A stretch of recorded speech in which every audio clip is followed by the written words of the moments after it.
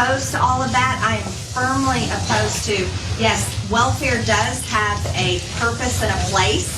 And there are times people have really hard times in life and definitely need it. But we need to have a program in place where they get moved off. Generational welfare has been horrific.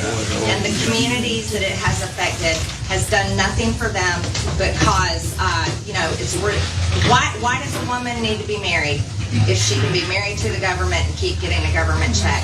So families are broken, children end up in gangs, selling drugs, they end up quitting school. They do not pursue for higher education. They don't pursue careers. They have no reason to when they continue to receive that government check. I'm firmly against all of those things. I believe in families. I believe in traditional families.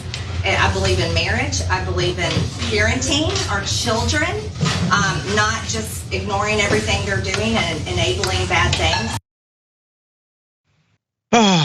So Marjorie Taylor Greene is railing on welfare, the usefulness of it. It makes people so lazy. And actually, you know what? We need to parent our children. In fact, women need to get married because kids end up on drugs and in gangs and dropping out of school because of welfare. And also, they have no reason to get a job because people get rich off of welfare. That's corporate welfare, my bad. I get those two things confused, doesn't matter.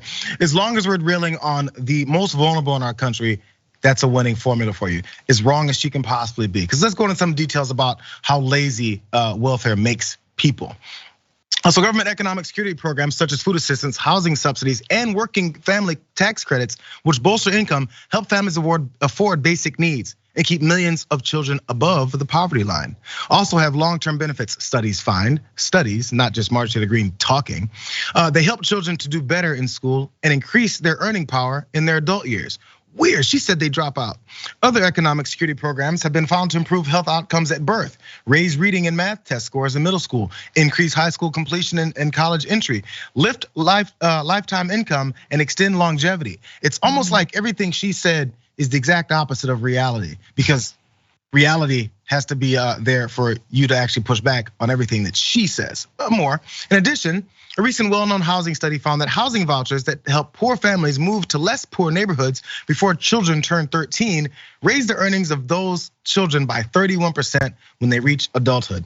Francesca, we've been talking about the rights of the unborn and those poor children that we keep aborting. And I can't believe these Democrats hate children so much.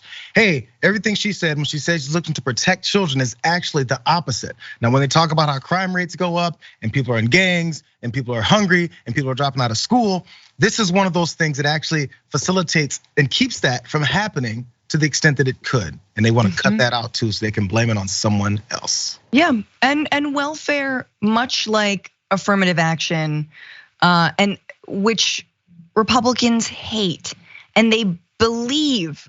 Why? Because they believe that it helps Black and brown Americans. And yet, both have disproportionately benefited white Americans. Weird. Funny how that works out.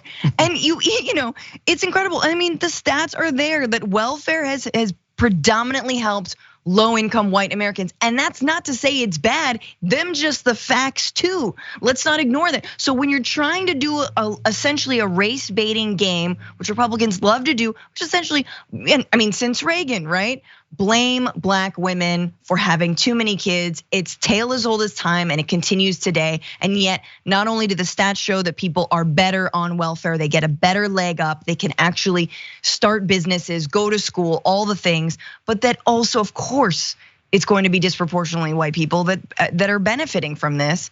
And I have to just say that in that speech, I am that guy not looking at her, just chowing down on whatever free food I came here to get, fill my ear, blah, blah, blah. The dude in the salmon shirt is like my muse right there. There he is, yeah. Mustard on his shirt, he's like, oh, damn it.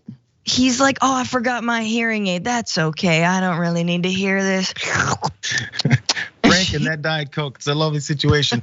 Pay attention to what these types of people say, because the majority of the time, what they're saying is the exact opposite of what you're gonna see. Again, ask yourself, what is it that Marjorie Taylor Greene is doing that is helping your life? Supporters of her, what has she done that helps your life? Nothing. And if they cut out this anything with welfare, how does that help your life? even if you have nothing to do with it. Where's that extra money? It's not coming to your bank account. Trust me.